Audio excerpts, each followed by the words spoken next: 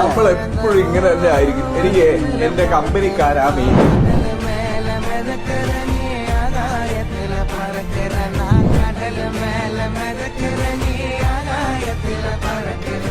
എപ്പോഴും വിശ്വസിക്കുന്ന കാര്യമാണ്, it's not about the place guys, it's all about the people. സത്യമാണ്, സ്ഥലങ്ങളല്ല ശരിക്കും നമ്മളെ സന്തോഷപ്പെടുന്നത്, നമ്മുടെ കൂടുതലുള്ള ആൾക്കാരാണ്.